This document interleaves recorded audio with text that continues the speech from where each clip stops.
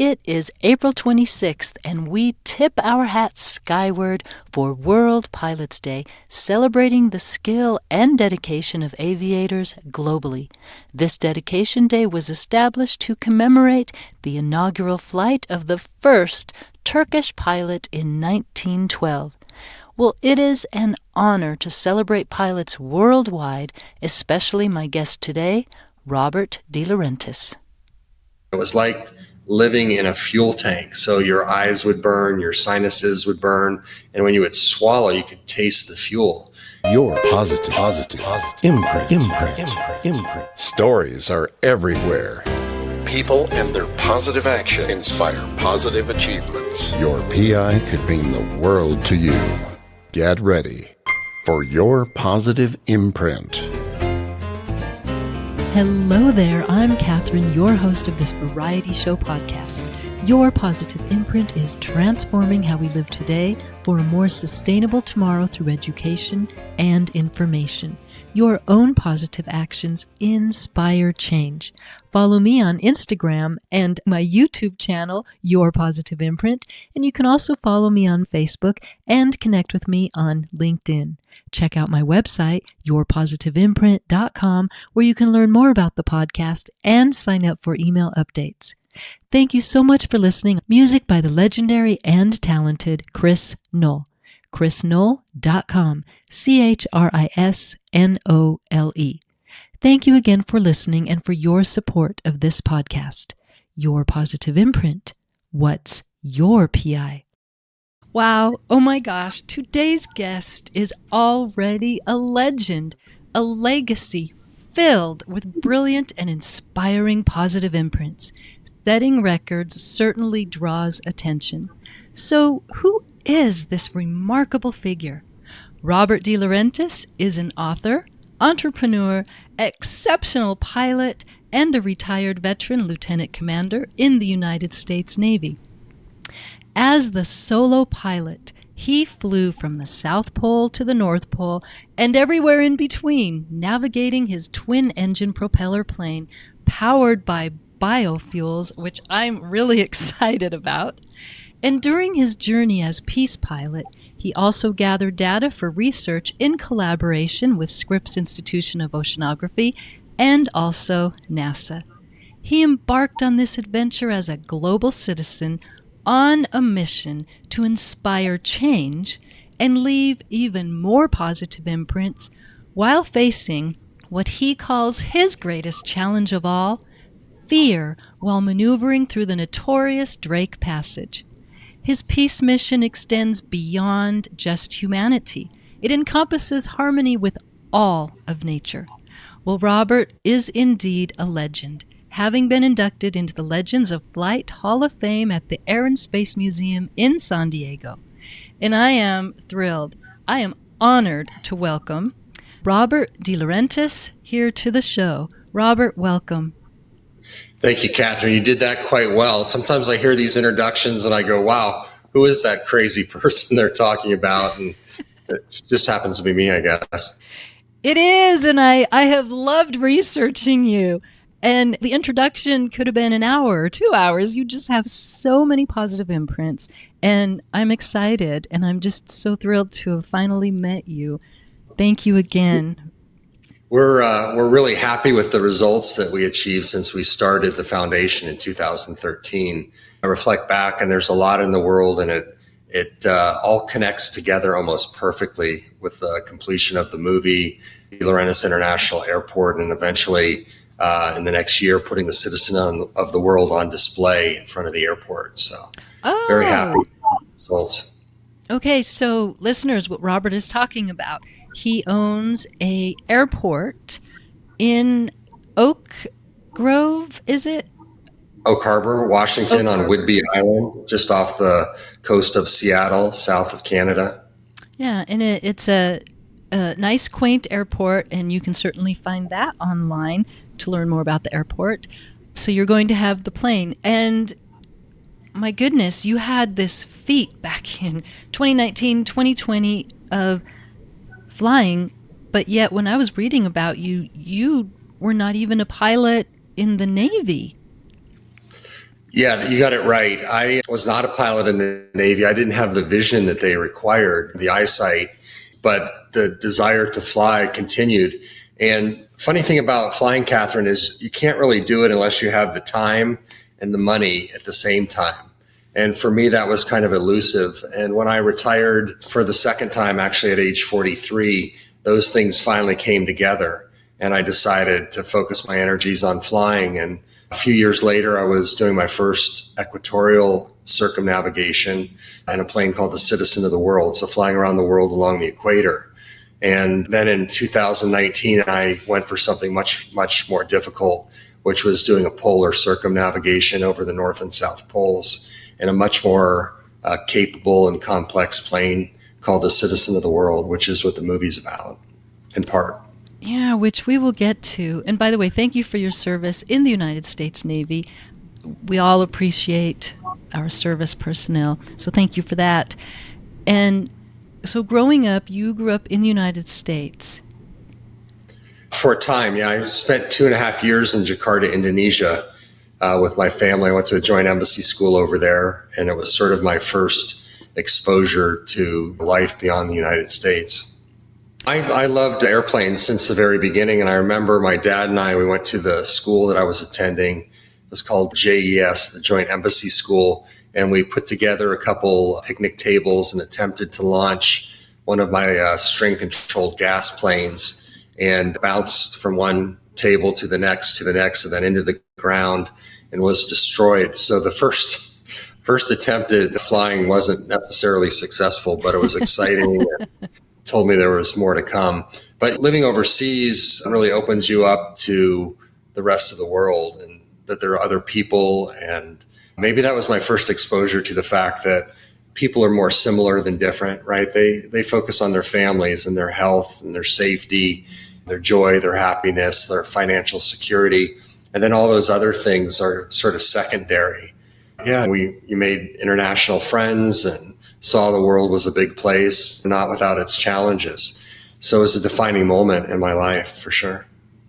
Well, and having those experiences, like you say, overseas and meeting people and seeing how they live and seeing their values that shape them as a culture that defines them. It may not define you, but you take that with you.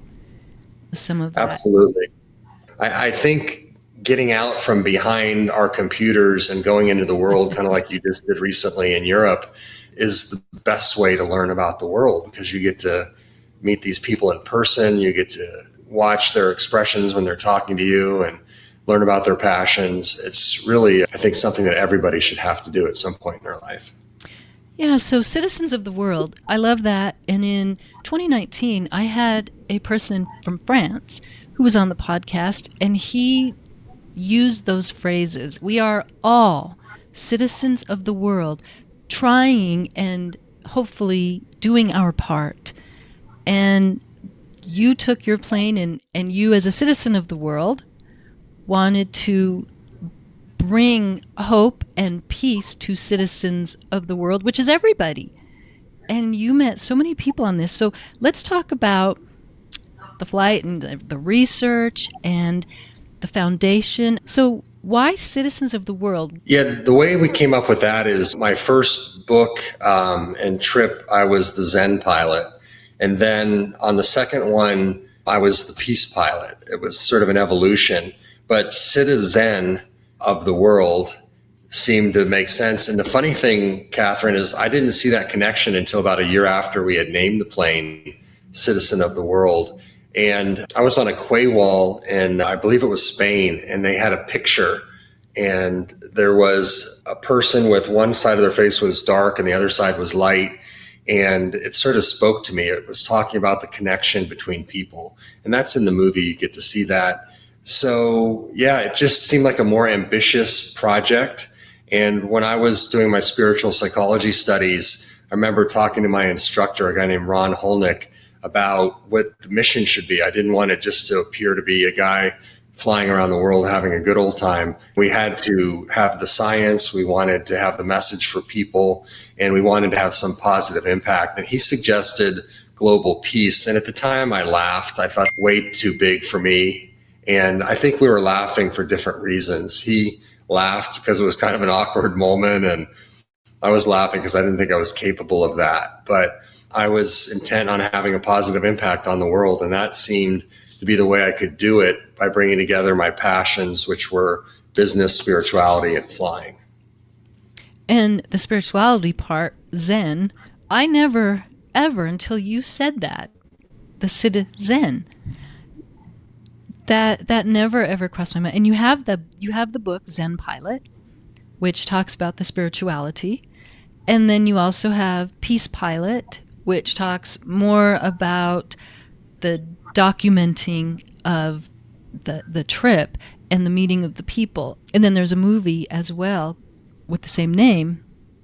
I would say, Catherine, that all these things, including the 3 children's books and the Flying Through Life, deeply spiritual projects. And we tried to go about it in a way so we wouldn't spook anybody, right? We want it to be very subtle. And Peace Pilot, meeting the people, but it's about connecting the North and South poles and everybody in between, and this concept of oneness. And we used to say, one planet, one people, one plane. So yes, it is about the journey. It is about the science. To me, it's all about the spiritual side of life, and how we connect with that, how we connect with other people. And that connection is one of the most important parts of life. And you met an enormous number of positive imprints on your travels. So let's go to the science part. Sure. It was a Turbine Commander 900. We had modified it in over 50 ways, including Predator B drone engines, which were the most efficient engines, even that the military uses. And we pushed the range of the plane from 6 hours out beyond 18. And it's one thing to double the range of a plane, but to go beyond triple is a story in and of itself. But the plane was really a vehicle for our message. And like I said, connecting the North and South poles, the 2 places where peace has always existed. And of course, we were filming, and our goal was legacy. It's a big part of the foundation. And I believe people get to a point in life where they've met their basic needs. For example, they're maybe retired, and now there's this extra time or this extra responsibility that they have to the world, I think, because you're not just here for the ride, right? We like to think that we are giving back and making it a better place. Mm-hmm. Again, having a positive impact on the world. Maybe that's another book in itself, is the building of the plane. Certainly for the pilots or right. people that are really interested in aviation, it's a pretty fascinating story about taking yourself and your aircraft beyond its limits. Mm-hmm. Okay, so you were working collaboratively with NASA and Scripps. So what was the research and the data that you were trying to collect, and what is it showing? Well, it's interesting you bring that up, because there's a guy named Dr. Dimitri Dehane, and I was at a celebration of life ceremony for a guy named Walter Munk, who is considered the Einstein of the oceans. He was over 100 years old, and Dimitri, one of his scientists, got up and said that he was a citizen of the world. And I was looking for an experiment at the time, and Dimitri's experiment was to collect plastic particles in the atmosphere to try and explain how plastic has gotten into, well, specifically microfibers have gotten into every body of water on the planet. And he was trying to show that they were in the air. And surprisingly, in my research and collection of data with the plane, we found there was more plastic in the air over the poles than there was over the equator where the population was. So it's really pretty groundbreaking. They've discovered plastics in the water, these plastic islands, but there's actually plastic in the air. And that's more important for us as humans because we're inhaling it, mm-hmm. right? And everything we wear, like this shirt I have on now, is got some microfibers. It doesn't wrinkle, right? It looks nice. It's shiny. We like to wear it. I'm also putting down a trail of microplastics all over the place. That's what we found, and groundbreaking stuff. I think at some point that'll work its way into a Nobel Prize for this guy because it's so important for humanity. The NASA wafer scale spaceship that I carried was very important. It was the first time it made it outside the lab. It was a UC Santa Barbara funded experiment paid for by NASA, and it's the future of space travel. So we see, let's say, Elon Musk sending his rockets up with some astronauts. That's really not the future because it's expensive to push a huge rocket, the motor, the fuel, the astronauts into space. Instead, what they're doing is they're taking these little wafer scale, they look like circuit boards, and they're blasting them out into space using electromagnetic cannons and then using lasers to push them even further out. And the support for that it's all ground based. So you're not pushing something heavy into space. And they can launch those every 15 minutes. So it's really the future of space travel. I carried it with me, and it took over 30,000 pictures. It measured temperature, speed, altitude, location, and it's actually in our museum at DeLaurentis International Airport. Oh, awesome. So now NASA obviously is using that data to better their research. I read about what Scripps was doing with the research. The microplastics, now it's in the air. We have to do something. And I think that we can do better and make some changes. There's hope, right? Learning about this is maybe the first step in it all. I also carried, when I say we, it's myself and the citizen of the world, but also carried the biofuels, like you had mentioned, first time using those over the North and South Poles. And then a special type of tracking system, which tracked me all the way around the planet within like 30 feet. And we have all that data that was used as well. So the trip was really pretty rich in terms of science.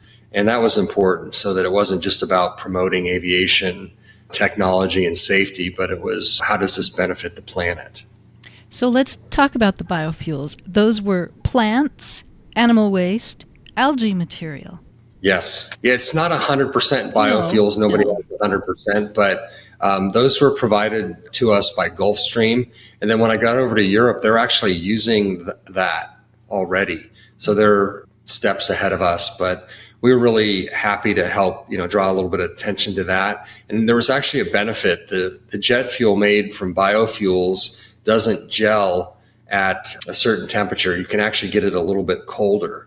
And since I was flying over a cold region of the planet at minus 60 Celsius, any help we could get was greatly appreciated. I'm glad to hear you say that there are places in the world that are already using the biofuels, such as Sweden, and they had it available for you because you lost one of the tanks. That was over the South Pole. I had to draw from all the tanks. I had planned to save some of that fuel for later, but there was this issue of survival, so I had to burn it to get back over the Drake Passage, actually. Well, and you mentioned your fear factor. We all have fears. I was glad that you were honest about how you were feeling. Yeah, on my first trip in the book, Zen Pilot, I talk about fear being my constant companion. And I actually used fear to tip me off to the issues that I would have. Like, for example, on that first trip, I was waking up with panic attacks, not because what other people had told me was their concern. Like my dad said, you're going to die. The gal I was dating at the time said, you're going to have to ditch in the Pacific Ocean and suffer and die by yourself. That wasn't my concern. My concern was landing at a remote airport in the middle of the night with weather on an island with mountains. And that just terrified me. So what I would do is I would go up at night. I went over to the Truckee Airport near Lake Tahoe where they have water and mountains and terrible weather, and it's a non-towered airport. And I would do practice approaches at night in the absolute worst conditions. And I finally got quite proficient at it. And I thought, well, maybe this is it. Maybe I don't have to deal with this anymore. But going into American Samoa, I was certainly tested and experienced those conditions in the darkest place I think I've ever been. I remember looking out the window and just seeing total black, and then I'd close my eyes and there was no difference. right? By yourself, right? I could have been on the sofa watching Netflix with a friend of mine back in the United States. So it's kind of interesting to pull yourself out of your comfort zone and deal with those fears directly. At DeLaurentis Airport, we have a plaque, and it's a quote from Peace Pilot, and it says, "If you're not afraid, maybe your dreams aren't big enough." So we have to take some risks out there. Absolutely. Absolutely. You said that you were solo, but you also took your mom with you, her ashes, some of her ashes, and that was certainly a comfort for you, for sure.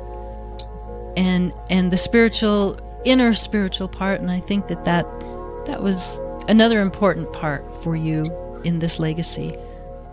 It was certainly a very emotional moment for me.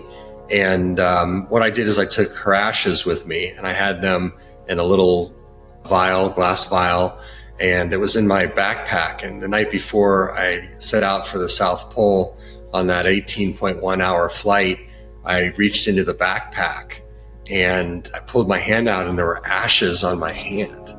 And it freaked me out. I was like, oh my God, it's like she's reaching out to me, touching me, comforting me in this time of need like a mother would. I had been carrying that vial for months and months. And on that night, at that moment, I had the experience. So she was definitely with me. And it's going to make me sound even crazier, we did use some psychics. And what they would always say is that your mom's looking out for you on this trip. In the film, it was emotional, I think, for anybody watching it, knowing that this occurred. And you said in the movie, Peace Pilot, this isn't fun anymore. I'm scared. You know, it's funny because you have your supporters, you have your doubters, and then you have the rest. Some people call them the haters. And I had one friend of mine who said I was on a sponsor-funded vacation. And it was so far from the truth because, I was suffering on a daily basis when the fuel tanks burst inside the plane and the jet fuel sprayed on my eyes, my face, my shoulders, groin, legs. And jet fuel is not a pleasant experience, highly toxic. And my skin was burnt, and we couldn't get the fuel out of the plane. It was beneath the floorboards. I ended up flying the remainder of the trip with close to probably 100 gallons of jet fuel in the floorboards. And it was like living in a fuel tank. So your eyes would burn, your sinuses would burn, and when you would swallow, you could taste the fuel. And I really didn't understand why I needed to be suffering so badly. But I eventually figured it out with the help of one of my friends. And it's that all living things suffer. You can walk in the park here at Balboa Park and you see animals that are injured, maybe a bird with like a bad leg, or some plants are got some sort of fungus on them. There's homeless people. We're all in this constant state of suffering. And that's very much a Buddhist concept, but true. And what I was trying to figure out and still haven't figured out is, what was I being prepared for? Is there something in the future that I'm going to be called to do just like I was on this mission? Or is it just so that I could connect with humanity? Because I don't know anybody who's just got the free ride, right? There's always challenges. I didn't see a vacation in there. Yeah. 18 hours alone, sitting on the plane, being the one that's in charge. And it's not a computerized plane. You have the gadgets. Although you had your iPad. I found that interesting, that the iPad, you could actually get some information that you were losing from the controls on the airplane itself because of the magnetic anomalies that were occurring in the North and South Poles. So that was incredible for me. But blood clots, what did you do for blood clots? You can't exactly stand up in that plane and walk around. Yeah, I had compression socks, which help with that. And I was trying to do some exercises in my seat. Part of the trip is preparing for it. So like, for example, my eyes, I had surgery done on my eyes so that if I lost my glasses, I wouldn't be blinded and I'd still be able to land the plane. there was working out, becoming more of an athlete, right? And eating well. It's a full body experience. It's not like the guy that just hops in the plane and goes for a spin. I had been preparing for that trip for 18 months, and the first trip along the equator took 6 months to prepare for, and I had expected another 6 because the trip was 3 times harder, that I was more experienced, had more sponsors, had better support, but it turned out to take 18 months to prepare for the polar trip just because of the complexity of it. So I was under extreme stress. I was waking up having panic attacks. I had some internal bleeding. My hair was falling out. I mean, it's one thing to make promises to people, but then when you actually have to deliver and it starts getting close, it gets real. It gets real. And at one point, during one of these panic attacks, I was up in the middle of the night journaling. One hand was me, the other hand was God responding, hopefully. And I said, I need help. I can't do this alone. And the message I got back was, I'm sending angels. And it was funny because the next day I had an event over at the Gillespie Field at Allen Airways Museum, and 3 people in that morning used the word angels. And one of them had a big cross and a white outfit on. And that was the person, Claudia Allen, introduced me to the people at the Smithsonian that would eventually do a 30-minute segment on the trip for kids called STEM in 30. I never felt like I was alone in terms of my preparations or the flight. Certainly my mom was with me. I used to say it was a mission of many, not one. And it's easy to watch that film and go, oh, it was Robert, he was solo on this polar flight, but there was so many people supporting me. I had a scientist, a guy named Brian Keating, nominated for the Nobel Prize. He was helping us deal with some polar issues. A wonderful spiritual woman, a mentor of mine, Susan Gilbert. She was the one who got my text over the Drake Passage when I didn't think I had enough fuel. I texted her and said, I don't think I'm going to make it. Join me next time for part 2 with Robert as he shares more of his Peace Pilot, Peace Mission adventures. Learn more about Robert DeLaurentis from these sites: pole2pole.flyingthroughlife.com, and through is spelled THRU, and also flyingthroughlife.com, and again THRU. Also, DeLaurentisFoundation.org, and that is spelled DeLaurentis. The DeLaurentis Foundation inspires people and organizations to live their impossibly big dreams through the wonder of aviation and courage. And of course, Peace Pilot film is available to watch on Amazon Prime Video, Apple TV, and Google Movies. And you can also find Robert's books on Amazon. Thank you again. If you'd like to buy me a coffee to help fund the production of this podcast, here's how. Go to buymeacoffee.com/yourpositiveimprint, and any support you offer will be greatly valued. Thank you so much for your support and for listening to Your Positive Imprint. And until next time, enjoy listening to over 200 episodes of Your Positive Imprint. Your Positive Imprint. What's your PI?